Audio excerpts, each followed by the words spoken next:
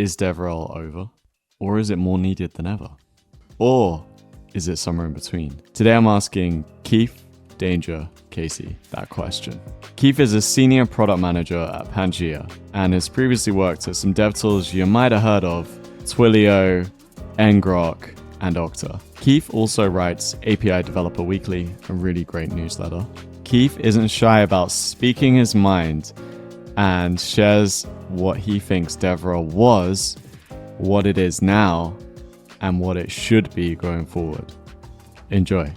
So do you go by Danger Casey, or do you go by, because I've sort of seen, Keith Casey, Danger Casey. What's the origin there? Yeah, so my name is D. Keith Casey Jr. So I'm a junior, so my father uses the D name.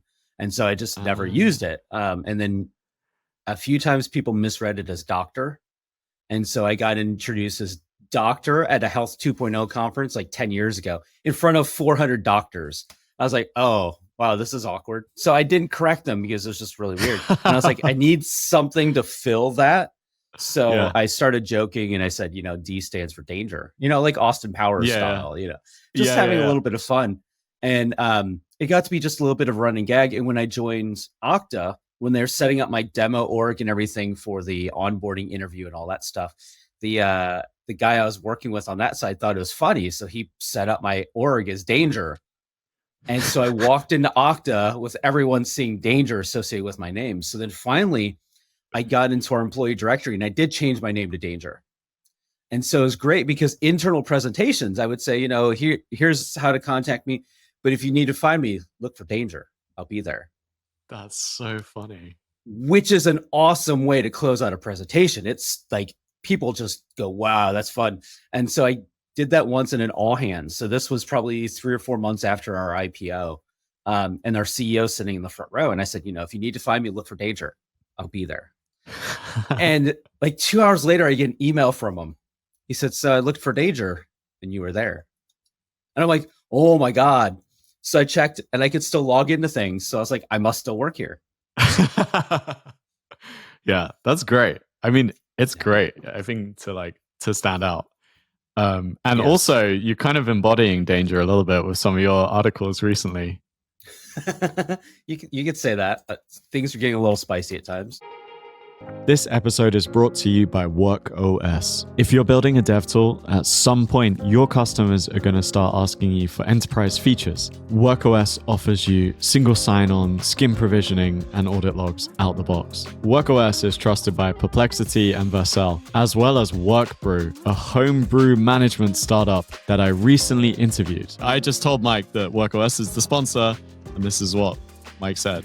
Yeah, so WorkOS isn't paying me any money for this. I pay WorkOS money for this, but WorkOS is like one of the best developer tools I've ever used. It's the documentation and the experience with building with them is so good. Like I initially was almost like, okay, this seems expensive, but then I built an integration with them in about 20 minutes that I had spent 2 days bang my head off the wall trying to build it directly with Okta. And then with WorkOS, I then have like many SSO providers like supported instead of just one. So yeah, like for me, WorkOS is one of the nicest developer experiences I've encountered in the last 5 years, probably. And it's not surprising because a bunch of the developer team are ex-GitHub and therefore very good at their job. Go to workos.com to learn more. So you wrote this article about DevRel. Yeah, so a little bit of background into it. I was early DevRel at Twilio. I was employee number 18 over there. So way back in the day. May 2011 is when I started. So people didn't know what Twilio was at that point. It was, very much a new thing. And DevRel was our primary go-to-market strategy of getting out there, boots on the ground, showing people how it works and everything like that. And I adored that level of DevRel. The thing that was very unique about that period in time is that every single one of us, and they're all great guys, had 8-10 years of development experience. And then presentation skills on top of that. So when we would go into the field, we would talk about, here's how to build this thing. Here's a good way of building this thing. And we had dev shops to back it up. So the article I wrote this past summer was about how DevRel has failed organizations. And so those two worldviews don't exactly match up. But one of the things that I've witnessed in the last, say, it started probably 8-10 years ago, but it really accelerated leading up to COVID and even since COVID, was DevRel got less focused on being developers and more focused on the marketing side, the marketing skills, which are valuable. It's great to understand, here's how to measure these things. The problem is that's no longer developer relations. That's more straight marketing. And so my hypothesis is developer relations is dying as a field, as a form, primarily because DevRel has failed their organizations. So it's a spicy take. Yeah. So so tell us how has DevRel failed organizations? DevRel didn't keep up with how to provide value to their organizations. And I mean DevRel as a whole. There's always exceptions to, so let's just take this as the 80%. Whenever I say a gross generalization, say 80%. Yeah. So DevRel as a whole forgot how to provide value to their organizations. Instead of focusing on, here's what my company is doing, here's what our problems our product solves, here's how to solve them, here's how to make your systems, your applications, your practices better with our tools, they started getting tied to metrics like, how many conference presentations are you giving? Which on the surface sounds good. On the surface, it sounds like, okay, you're getting out there, you're doing things, you're promoting our name. The problem is some DevRel people figured out, oh, wait a minute, if I speak on these technical topics, that's a lot harder than speaking on other things. And when some of them have, no professional development experience at all, speaking on technical topics is exceptionally hard because they don't have credibility anyway. Yeah. So a lot of them make a hard shift into what we'd normally call soft skills. And some of them aren't even soft skills. Some of them are just, here's my experience with mental health. And it's like, you know what, that is an important topic, but that's not a topic for a tech event. That's not a topic for a conference. That's not a topic I'm going to pay to send my engineers to hear about. Because at the end of the day, if I'm paying my engineers to go, I want them to have skills and understanding and things that make them better at their job. And how you dealt with your mental health issue is an important thing, but I don't see how that influences my teams. Yeah. And so we had and that was just one of many topics. There's lots of other things. And at some point, because those DevRel people were evaluated on the number of presentations they are giving, that got to be completely independent of the presentations that are important to my company as their employer. Yeah. And that's when we have a big problem, because at that point, that DevRel person is no longer building up the credibility or the prestige or the presence of their company. They're building up their own reputation. And you always need some of that, but to go that hard into the topic, to be known as you're the expert on mental health within this community, that's not a value prop that serves the company well. Yeah, I agree. At some point, the DevRel mindset shifted. And instead of talking about, here are the skills that make us better in our craft of, here's presentation skills, here's speaking skills, here's how to write better, here's how to tell a better, more compelling story. I can't count how many conversations I've been in at conferences where the conversation turns to, here's the credit card you should get to optimize your airline miles. Yeah. And I'm like, whoa, wait. It's great that you're traveling. Why are we talking about this? Why aren't we talking about that cool new tool you found? That cool developer you found that's working on that important project that you want to highlight and you want to be able to show off. Like, this is so completely detached from what can make this industry great and what makes our products good, that we ended up in this weird spot. And when you contrast that with the engineering teams that now at this point are no longer allowed to go to conferences, travel budgets are gone, education budgets are gone. And on the flip side, you're talking about, here's how to optimize your airline miles. That's a really strange dichotomy, because you've got your team back in the office that just wants to go to one conference this year. This is the one conference they really care about. And you've gone to your eighth and you're optimizing for airline miles. Yeah. One thing I would put back to you on this danger is that, I think you said that DevRel has failed the organizations. But this sounds like a kind of like misaligned incentives. And couldn't you argue that this is actually the founders' responsibility, that they've kind of set up these kind of like adverse incentives where someone feels that they can progress in their career and they can further the company by going to lots of conferences and talking about their mental health? Yeah, absolutely. So the company didn't put good controls in place. They didn't say, here's what we need you doing. And that's absolutely part of the picture. The problem is DevRel, most of them are professionals. Most of them have been in the field for a while, and they should be able to see hey, look, what I'm doing doesn't map back to any metric that makes my company successful. And so there is some blame on both sides. But at the same time, if you're going like way back in the day at Twilio, we had the mindset of act like the money is yours, like for your budgets and everything like that. And would you buy this on your own? Are you spending responsibly? And so I definitely still put it back on the people in the field saying, well, wait a minute. How is this providing value to the person paying my bills to be here? Yep.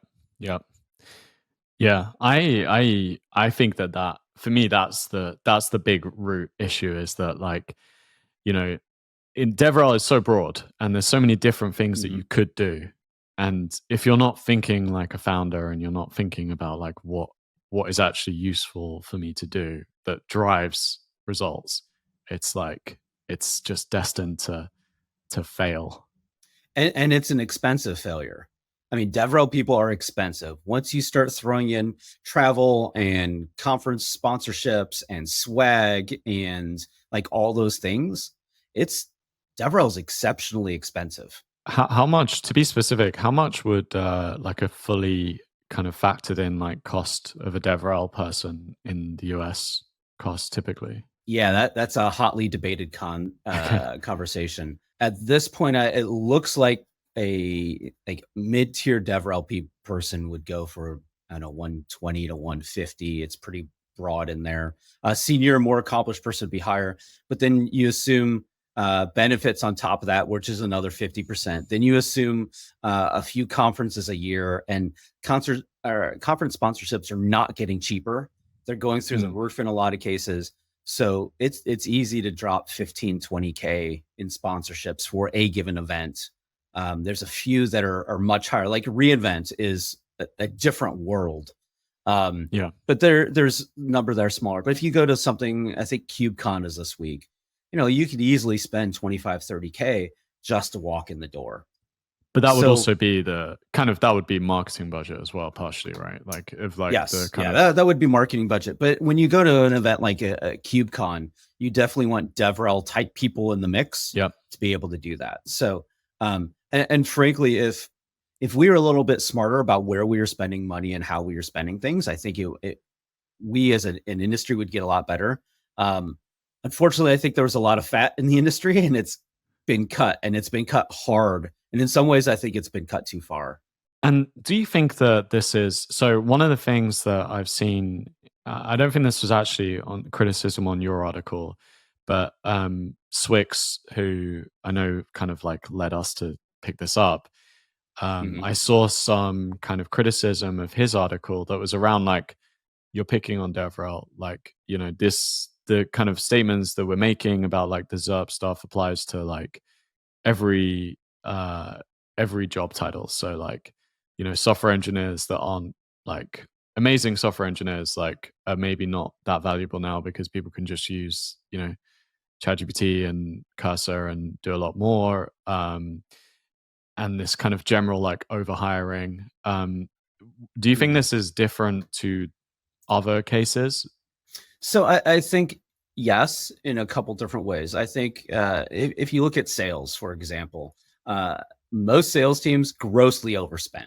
They would jump on a plane for basically no reason. I had I can't count how many times at Okta, like a sales rep would fly me somewhere because they're like, we need to close this deal. We need to have you meet with the customer. And I was always happy to do that. Technical person. Yeah. And I was always happy to do that because I could always connect my decision, my choices, my actions to revenue. Yeah. And I think that's the big distinction there. When you can when you can connect your choices directly to revenue, you've got a lot more leeway. DevRel has kind of leaned into the fact of, we are not sales. Don't treat us like sales. And so they've specifically detached themselves from revenue in a lot of cases. And some of them have, I think, better and rightly attached themselves to marketing for like doing attribution and things like that, and understanding, okay, like here's the journey of our buyer. The problem is attribution is the single hardest problem in any marketing organization. And so DevRel has made the, I think, potentially fatal mistake of attaching themselves to the metric that is the hardest to measure and saying, yeah, we're responsible in part for that. And that's a really risky place to be. Yeah. And I guess you're also fighting against, so let's say there's a big customer lands, right? And then DevRel wants to take credit for it. But marketing is probably a more senior organization, bigger budget, probably representation at a higher level. And I guess if you're claiming that you kind of contribute to that, they might happen. I don't actually know this because I've not worked in DevRel, but I would guess that maybe there's like a conflict of like, they want to claim it and then DevRel's claiming it. And it's like, well, go back to a scenario like reInvent. So this huge customer that signs 9 months from now met you for the first time at reInvent.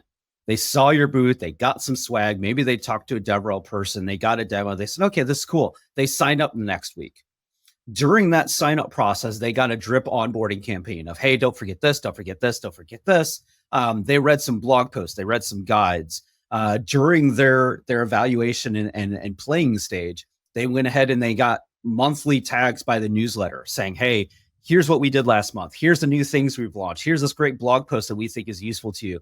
During that, they also interacted with support because, you know what, they got 80% of what they needed, but they didn't quite get all the way there. But luckily, support was there to lend a hand because you have a great support team.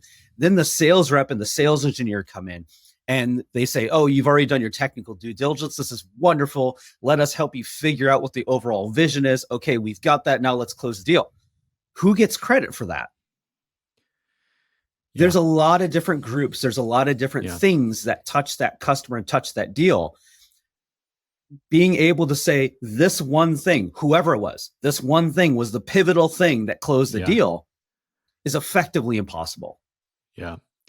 I remember when I worked in sales, we used to think that the marketing team did nothing. And we were like, yes, it's like, there was we'd be like, what are they doing? Like, what do they even do over there? Like, we're here, we're like calling people up. We're like, really following up, we're getting them over the line, like, and they want to take credit for this deal. It's like, what did they do? And I could imagine it's like, maybe there's a similar dynamic that's like, if you're not there at the finishing line, it's really hard to take credit for instance, which I think is something that marketing struggle with.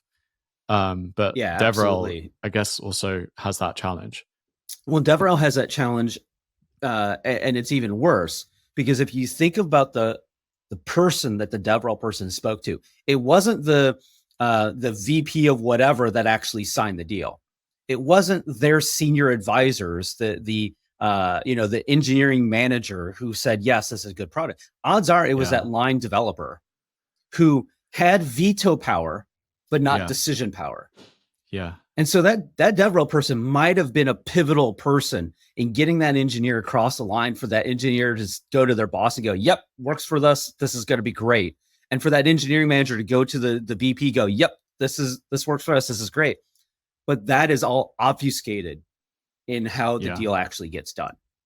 And so I think DevRel trying to attach themselves to sales is a bad connection. DevRel trying to attach themselves to attribution is effectively impossible. And I'm like, guys, you've put your entire career dependent on a thing that nobody measures well and everyone argues over constantly. Is that a risk you really want? I feel like there's two issues here, and they're pretty distinct, of like, is DevRel like useful to furthering the needs of the company? And then there's, will it get enough credit for it to be a viable, to get budget, to get hires, to not lay them off? And those things might be like quite separate, where they actually are very valuable. There's scenarios there where they're very valuable, but they're not valued by the organization. Yeah, and that's a legitimate concern. And I think that's a really good way to put it, is they're valuable but not valued. And DevRel needs to figure out how to express that value. Because if they're not advocating for themselves, like to have good, useful measures, it's going to be effectively impossible for them to be successful, which is almost funny because when we were in DevRel at Twilio back in the day, we were developer evangelists. We were spreading the good news. We are advocating for our company. And by losing the word evangelist or advocate in a lot of these situations, I think we're selling DevRel short, because developer advocates need to be advocates. They need to take a strong position for the developers they serve. And there's two groups of developers they serve. There's the external developers getting started on the platform, and there's the internal developer who built the platform. And they need to advocate for both. But by dropping advocate from it, I think too many have said, okay, well, I'm no longer an advocate. I am about relationship building. But it's like, if you're not advocating for yourself and for your mission and for your goals, who will? Yeah, that makes sense. To just also just linger on like the value, because obviously there's like a lot of layoffs and stuff and reductions. But for me, I always think that there is, salespeople, when it comes to like the product, they don't really understand. I know that. Like, I worked in sales. Like they can't answer like pretty basic questions a lot of the time on like technicalities. Developers don't want to talk to them, understandably. And then developers, right? They don't often have contact with customers, either because they don't want to, or because they're too busy, or because it's just not set up that way. And so there does seem to be a very undeniable need to have people who understand the technical details, can engage with developers, and are happy to and have time to. So that when people say like, about the DevRel not being valuable, it's like, to me, it's like this seems like that is undeniably valuable. And whether or not you can measure that, like people, that needs to happen in some way, shape, or form by someone. Yes, I agree 100%. That need is there. There needs to be somebody with technical credibility that can ignore the sales rep, ignore the senior managers on the other side, and sit down with the developer and go, what problems do you have? What are you building? How can we do this better? Yes, there needs to be somebody that can do that. And I think what DevRel can morph into can address that. When I was at Okta, I moved into product marketing. And it was the first time I had done product marketing. But jumping into that role, what I realized pretty quickly is it was effectively DevRel, but at scale. So instead of talking with one developer at a time, instead of talking to user groups, we were saying, okay, how do we express this message on behalf of the company? How do we explain this product? How do we make sure that sales rep knows what in the world is going on and can like at least handle those tier one kind of questions? And so product marketing really filled that gap for those initial things. Then when we were able to open the door and have those interactions, a lot of times we were the ones having those conversations with the engineering team. And if they got deeper, if they got more long-term, there were DevRel people that we could like tag in and say, hey, it's great that you're getting started. You're working with this framework. Here's a developer who knows this framework intimately. Let me put them in touch with you. And at that point, DevRel kind of can shift. I think it can move over to be like a product marketing and tell the same stories and use those same skills at scale. Or I've met a lot of DevRel people who are excellent sales engineers. Yeah. Where they can go deep on the technical side to be able to say, you have this problem here, let me help you solve it. Yeah. We had when I was working at Stack Overflow, there was a guy on my team called Matt Champion, which amazing name. And he was probably the most popular guy in the whole company. And he was a sales engineer and everyone wanted him on their calls. And when it came to like budget for sales engineers, I'm sure there was never any issues with like, there would have been uproar if he'd have been sacked because everyone wanted him. Everyone knew the value. And it was like, and these salespeople are powerful within the organization, right? Because they're, oh yeah. And so that makes total sense. Whereas like I don't think you have to justify like your metrics there, because it's like there's no way anyone wants to get rid of you.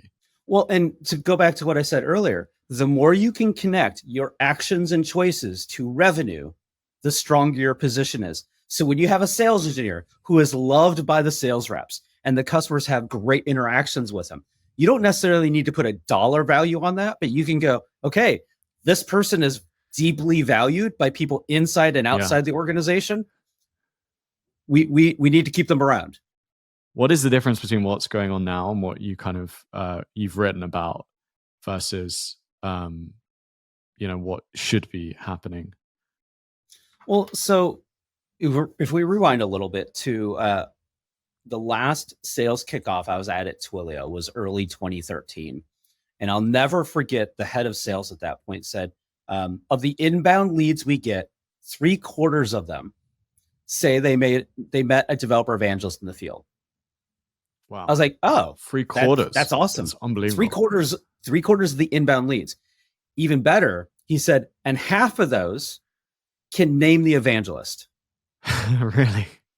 So this is, oh, I saw Keith at this event. He told me about this thing. This is great.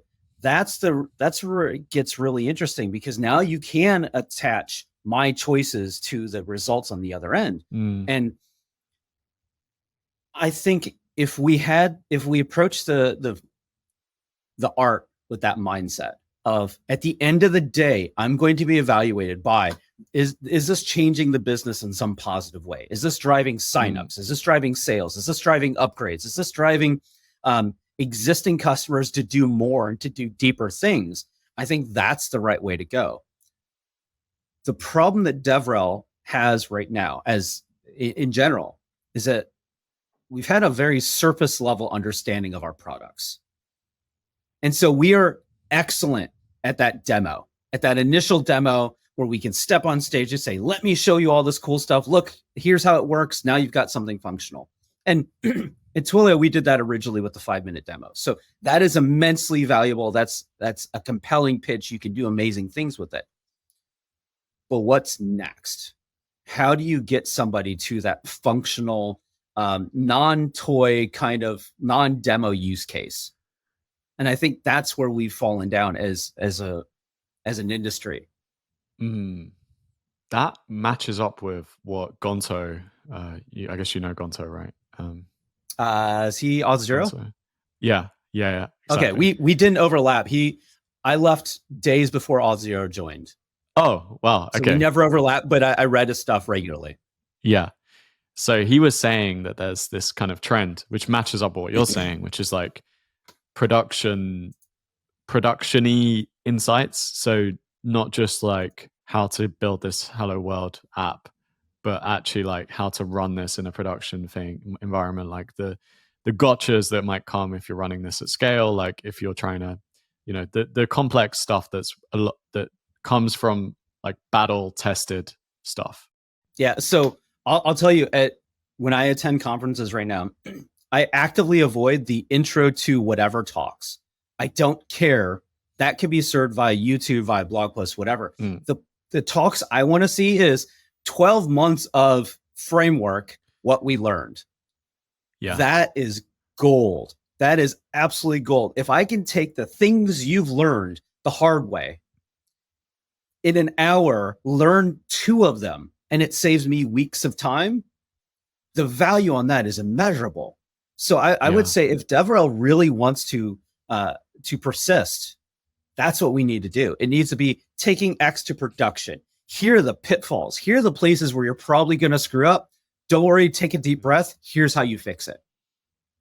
Yeah. Like that would be some compelling material. And how does that happen? Because I think you talk about this as like, DevRel tends to be like really good at like the demos, at the kind of like, how to build this. But obviously your job is not software engineering. So you're not digging into actually running it for 12 months and stuff. So how can they kind of create this kind of content without doing that job? Yeah. And I said that in the initial blog post of fundamentally DevRel hurts the developers' technical skills. It atrophies those muscles. other than running projects and doing side things and like actually having an active role on things, it's really hard to do. One of the things I figured out back in the day at Twilio is I would go to the support team every month or so and say, hey, are you seeing any patterns? Are you seeing any things that people are having problems with? Okay, now let me build a demo, or let me dig into how to debug that, how to address that, and write a blog post as a result of it. Yeah. So you can get some of it by kind of going with a wisdom of crowds approach to be able to say at scale, what's happening here. It's not ideal. It's not the same as I'm doing this and therefore I have a really deep understanding of it, but it's a way to get some of it. Yeah, that's a real challenge. Okay, so flipping that, like, let's say you're the founder of a new startup, right? New DevTool. What is your team kind of structure looking like? And maybe you can do like a slightly dynamic answer because as it changes over time. Yeah, absolutely. So I'm very much in the mindset of it's called a go-to market strategy, because you have to go to your market. So if you're a solo founder getting off the ground, there are so many moving pieces. It's almost impossible to get everything done. But I would say the single most important thing you can build or you can do after yourself, and I'm assuming you're building things, is sit down with somebody who has done some marketing and figure out, how do you describe this product? How do you describe the ICP or the ideal customer profile? How do you describe their problems? How do you get at that? When I joined ngrok a few years ago, we talked about that. And like my first 2 weeks, I spent some time saying, what is our ideal customer profile? Who would, excuse me, who would absolutely buy this, like without, like sight unseen, no questions asked, whatever. And what problems do we solve for them? So I would say solidifying that as quickly as possible. If you do that, then that lets you build a website easier. That lets you talk to customers easier. That lets you, if you do eventually want to go to DevRel, that allows them to say, okay, here are the problems we're solving. Here's what I know I need to talk about. So I would say you need, after the engineer who's actually building things, you need somebody on the marketing side to be able to like craft that message. And from there, I always say double down on them as you go. So as you bring on an engineer, cool, bring somebody on in marketing. Now, most of those times that's not going to be full-time people. That's not going to be that sort of thing. But I think having somebody who understands your target audience, if you decide you're in the PHP space, you're going after Laravel developers, cool. Hire a Laravel person under a contract to write blog posts and to write SDKs and to write guides and to do those things. So go deep into the space you're in. Flip side is, if you're doing something in the automotive technician space, find somebody who knows that. Make sure that your language lines up with them and figure out what newsletters do they subscribe to? What websites do they visit? Where do they go for news? And figure out how to do that on that side. So you're looking at probably some form of content marketing and some form of demand gen. And do you think there's, I guess, would you hire someone under the veil of DevRel at some point? Or if you're potentially, but I think that's a more downstream sort of thing. I think you can have a lot of value from developer relations without having somebody in the role. So I think especially when you're small, the CEO, the senior level engineers, whatever, like they can provide some of that value. I think if your marketing message is tight and it's descriptive, I think you can have a lot of positive impact in those spaces to be able to say, you have this problem, here's how we're solving it. I think if you're doing good content marketing, you'll get bits and pieces of that. I think you can kind of like patchwork together the DevRel value prop without having a DevRel person. I see a lot of startups doing that. That's I see a lot of people just like making do and just getting like the team to contribute and stuff. It seems like it gets harder as you scale up.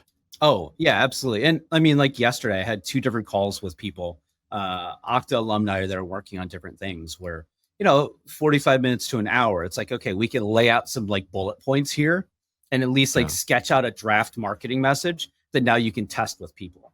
And figuring out somebody good that you can go to for an hour, 2 hours an afternoon and get that message hammered out is much better and easier.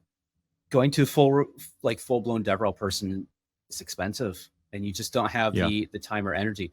at this stage. But just like support is painful when you have a small team. But as you're expanding it out, it's like, okay, well, now everyone feels the pain. Let's hire somebody to address that. I think Swix put it quite well, where it was like, not everyone needs HR, and a lot of it can be done by the rest of the team. Does it mean HR is dead? No. Yeah, it goes back to the patchwork kind of situation of, yes, there are a number of functions that we need. What is the best, most effective way to get them addressed? And in a lot of cases, it's by taking this piece and handing it to this person, and this piece and handing it to this person. And as long as you've got like a unifying message, a unifying voice, then that can work out well. Yeah, I do see a lot of startups. I don't want to say a lot, but I speak to startups that tell me they're hiring DevRel, and sometimes it's like, why are you hiring DevRel? Because we need growth. It's time to kind of like turn on the growth. Let's get DevRel. And I do think that maybe that is like putting the cart before the horse a little bit, where like, it's like, what do you want? What kind of growth channels have you seen that need to be like, that seem to be working really well? And then like, how do you invest in those? And then maybe that is DevRel. To me, that makes much more sense. If you see like YouTube's working really well for us, where the founders have been making YouTube videos, let's get someone to just like make a load of YouTube videos, whatever you call them, DevRel or like content marketing or just, video maker. Like, it's like, well, you hit on the key, fundamentally vital issue to understand there is where are you already having success? I've had people that are like, oh, I need to hire a DevRel team. I'm like, what are they going to do? Well, okay, forget that. Where have you been successful so far? Where should they double down on? And they're like, well, we don't know yet. It's like, then this is the expensive way to go about it. There's a great book. It's probably 10 or 12 years old now. It's called Traction. And it talks about there are 19 different channels that you can market with. And basically it's like, hey, try 3 or 4 of them, kill the ones that don't work, double down on the ones that do. And when you've got some free time, add a couple of the others and just keep iterating on them. And their whole premise is that as your organization is growing, some channels are going to work better than others. And then 3, 6, 12 months from now, those channels might shift. And if you're hiring DevRel people to experiment and figure that out, that's an exceptionally hard way to do it. And it's frustrating for the DevRel people because if you don't have web traffic, them writing blog posts is immensely unsatisfying, because I wrote this great blog post and my only chance that anyone's ever going to see it is that it gets to the front page of Hacker News. I think that's such a good way to put it. Yeah. Frustrating and kind of impossible task, because it always seems like I've spoken to a lot of people now, and like the stuff that companies end up being good at is almost always like the founder is good at it or like interested in it or like got it started, right? So let's take Superbase as an example, like memes. If they're good at making memes, they're good at social media, that's because Ant was like experimented with that, found it worked, and he was good at it. But like if they'd have at the beginning like hired someone and said, hey, like, I don't know, just try all these different things, and like it's like it probably would have been really hard for them to take the risks, because they don't have the, they're a bit scared to write like a spicy meme on Twitter for like their employer. That's kind of big task. You want people to be a little hesitant about writing spicy memes for their employer. I get that. But once the CEO or the senior level people, whoever that is, set that direction, knowing, okay, here's what I can double down on, is awesome. Like that's amazing. That's exactly what you want. But again, it gets back to they experimented early on, figured out something that works, and now they can run with it. Exactly. Yeah, that's a really cool way to put it. Yeah. And so I want to ask you about SDKs in a second before we run out of time. Oh, yeah. But, do you want to just wrap this up in terms of like what would be like your takeaways to people from on DevRel? Yeah. So I think firing your DevRel team is the wrong approach. Let me just say that really bluntly. I think figuring out where and how they can be productive is the best approach. And so a lot of people are like, oh, they should be part of sales. Unless you make them become sales engineers, that's not a great fit. Should they be part of marketing? They probably already are. But again, you're attaching them to the hardest single problem there is. So like just general content marketing is probably underutilizing their skills.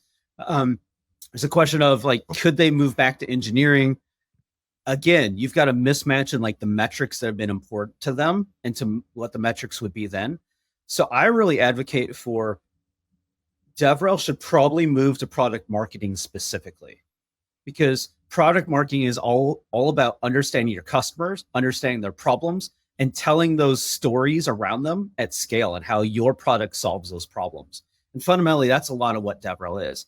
And then kind of nice thing that goes along with that is that good product marketers have some technical expertise to have those conversations with customers. And I think that's where DevRel can shine.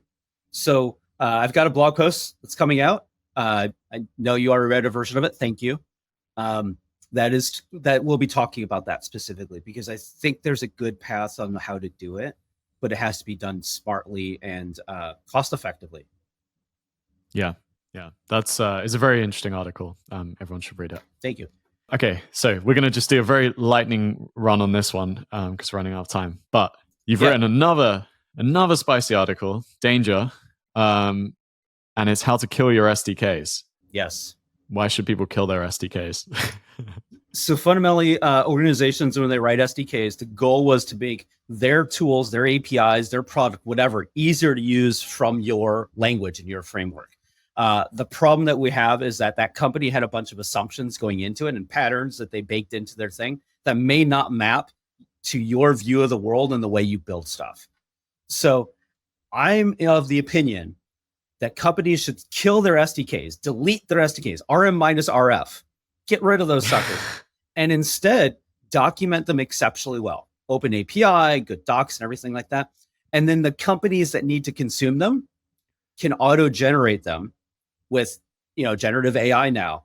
But the important thing is not just use generic LLMs off the shelf that like subsume everybody's code and kind of build patterns based on that, but train it on your code.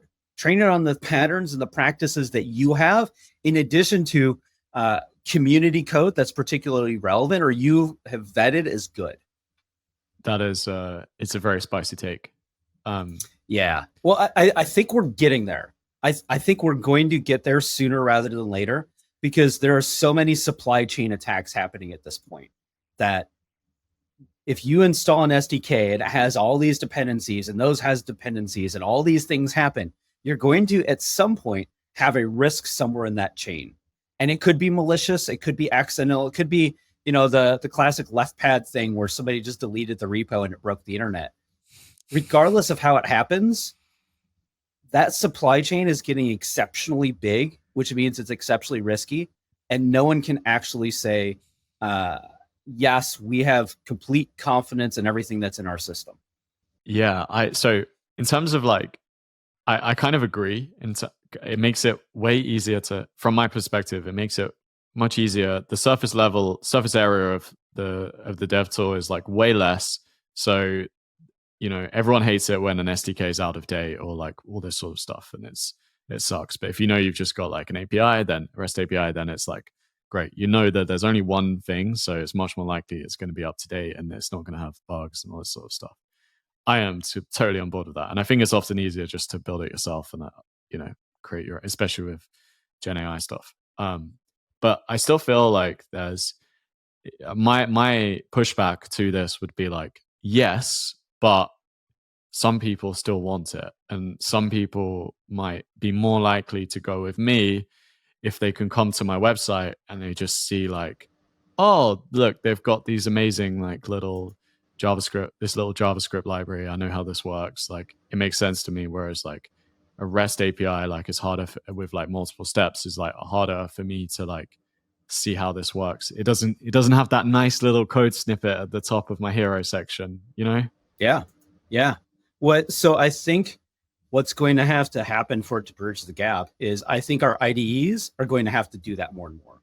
So if like to do the actual generation. So you say, I want an API that does, SMS. And it says, okay, here are the APIs I know that do SMS. here are the open API specs or whatever, the docs that go along with each of those. The IDE already knows your code base. It already has access to your GitHub repo to be able to have a model that goes along with it. It says, hey, Jack, do you want me to generate the SDK for your framework, for your existing tool set against that API that I know about? And I think if we did that within the IDE, that's when things start to get really interesting, because then you never had to leave your IDE. You just had to say, hey, what SMS framework do I need? Or what SMS tools do I need? And then everything behind the scenes happens, out of the box. But do you think that you would pick, like, let's say an SMS provider, like, do you think that you would pick this within your IDE? Because I feel like a lot of it is like, how do I trust them? Who else uses them? You're going to go to the website, and then I feel like it comes back to it. It's like, I don't know, like, you want to see some code that you understand. I don't know. It's potentially. Yeah, potentially. And that's where I think we're in this weird spot right now, where the vast majority of developers don't care though. When I was at Okta, I developed the phrase, developers have two goals in life: build something useful and go home. And some of us absolutely want to get into the bits and bytes and the response codes and everything like that.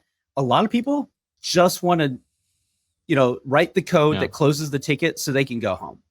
And so I think we've got this like really big dichotomy between those two worlds. And I think that second group, the people who just want to write code and go home, I think they will absolutely go for this. Especially if think of it as a marketplace within your IDE.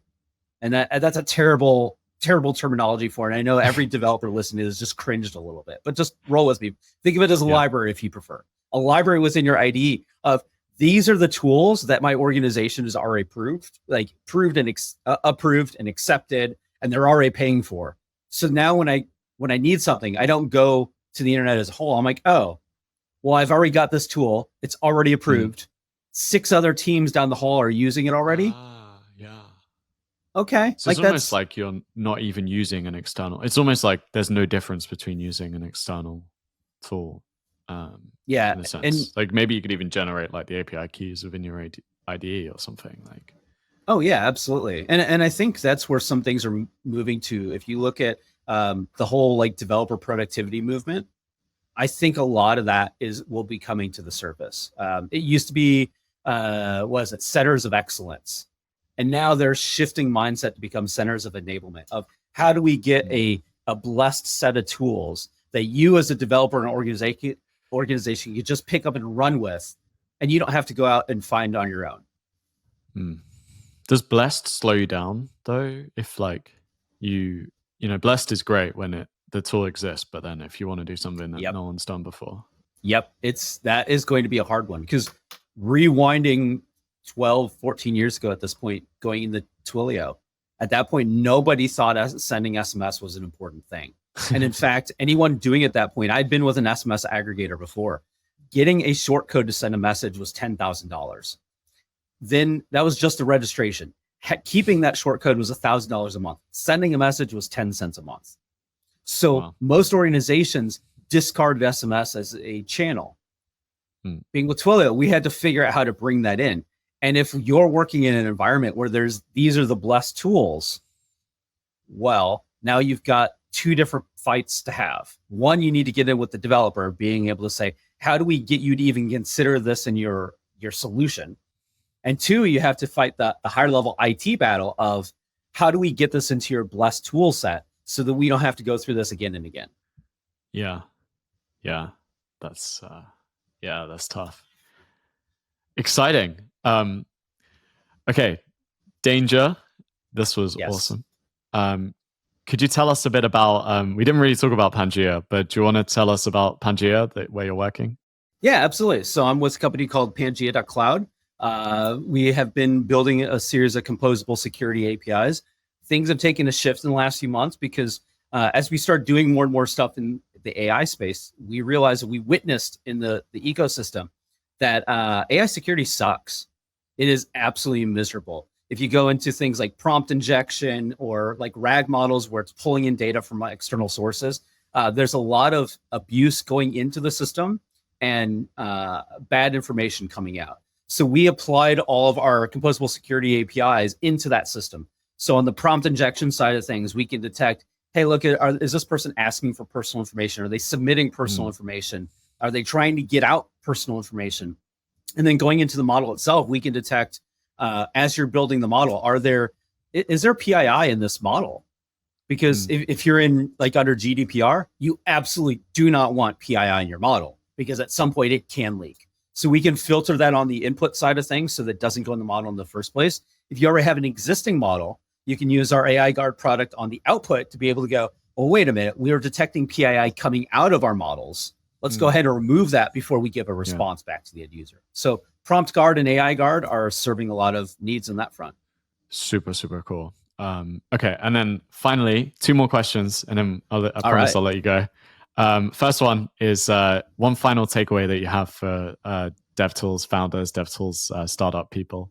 Single most important thing you can do as a DevRel, or as a DevTool founder, as a developer, is get in front of people as soon as humanly possible. You have your own assumptions, your own biases, your own view of the world. You might be 100% correct, or you might be 1% correct. You need to figure that out as quickly as possible, because if you spend 3 months working on something and get out there and people are like, no, that's not it, you're going to kick yourself and be super frustrated. If you spend 3 days working on something and put it in front of people and you're wrong, okay, that's fine. Like you can iterate on that many, many times. So get in front of people as soon as humanly possible. Amazing. And then final question is, are there any DevTools besides Pangea that you're like really excited about right now? Yeah, I'm doing a ton in the AI space. So I'm definitely, ChatGPT and Grok and Claude and all that fun sort of stuff. I'm starting to do more and more code generation. So I'm having lots of fun on that front. Beyond that, so there's a number of alumni from Twilio and Okta that I've worked with. They're doing some interesting things in the AI space, especially for the agentic stuff. So agentic means these are agents that go out and do things for you. So I think of it as more Jarvis, less Skynet. Going out there and figuring out, like, is this going to be useful to us? In 2015, I wrote a blog post about my sons may never learn how to drive, because between the ubiquity of a calendar and Uber and being able to schedule rides in Uber, I could potentially just have a car pick them up anytime, anywhere they need to go, and just have them never be late again. So like that agentic sort of idea is super fascinating. So there's a few people working on things on that front that I'm not going to name them here because they're super small and they're just getting off the ground. Stuffy. But, okay. Yeah, it's some pretty cool stuff. Yeah. That's cool. Read my blog. I'll probably do a write-up. That's amazing. Okay, agentic stuff. It's funny because like I feel like everyone, and this would be my answer, is just cursor, and I think everyone right now is just like, what are you excited about? Well, actually, it's just CodeGen and cursor and all these. It's such a crazy advance. Well, and I have this high-level hypothesis that the vast majority of applications we build, we can abstract them to the idea of it's a set of code to do a particular task. And so that's a very abstract take on it. But if we could build agents that have access to the logic that we would apply to that task and the data we need to execute that task, I suspect there's a lot of like very boring, simple applications. They're just going to disappear in favor of domain-specific agents. Yeah. That's a longer term thing, It's though. I think exciting. that's a few years down the road, but I think it's definitely feasible. It's a very exciting time. Well, thank you very much, Danger Casey. I really appreciate your time, and thanks everyone for listening.